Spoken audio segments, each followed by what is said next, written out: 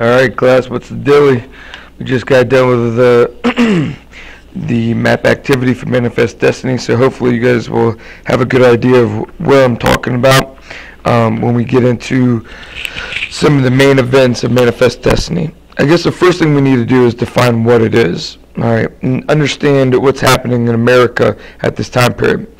In terms of trends in the antebellum America, we've talked about this new intellectual and religious movement. You know, the Transcendentalists talked about the Second Great Awakening and how that's influencing all sorts of opinions and outlooks and thoughts on abolition, on the penal system, on education reform and temperance movement, things like that.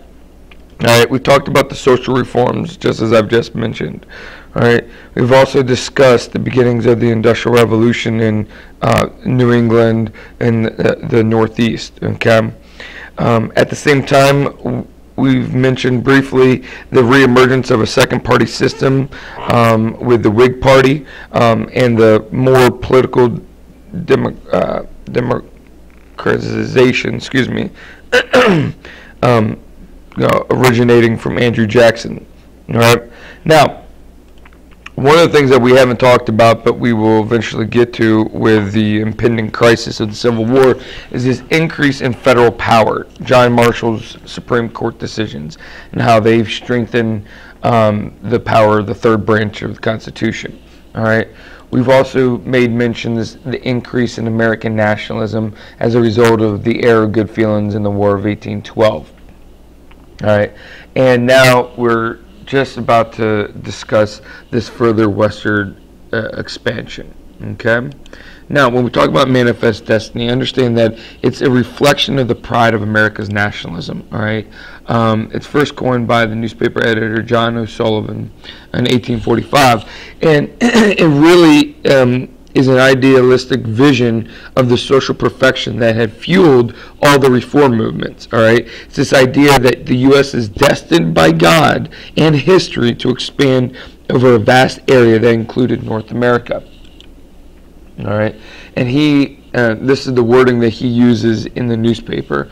It's the right of our manifest destiny to spread and to possess the whole of the continent which Providence, meaning God, has given us for the development of great experiment of liberty and the federative development of self-government entrusted to us. It is a right such as that of the tree to the space of air and the earth suitable for the full expansion of its principle and destiny of growth. So he's definitely incorporating this spread of democracy, the spread of liberty, freedom, all right? And so when we talk about Manifest Destiny, understanding, you know, its goals are to extend liberty in the political system to others.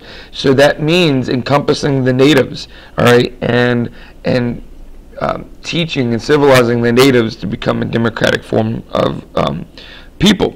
All right, the U.S. political systems, you know, we might look at today as being kind of corrupt, but it really back then was a unique system throughout the world, and so therefore we kind of have this inflated ego of ourselves, and therefore we feel that we are better than others, and sort of we could still say we feel that way today, in that it, you know, according to John O'Sullivan and others, it's this idea that we need to force democracy on others. All right, but understand there's also some racist justifications here.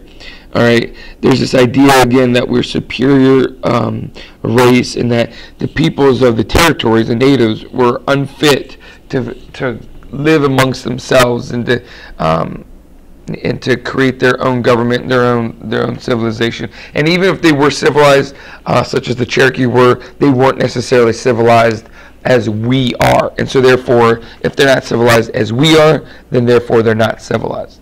Now, this idea of Manifest Destiny is going to spread rapidly throughout America using the penny press, which is the cheap newspaper, and almost all, but not everyone, embraced this idea of Manifest Destiny.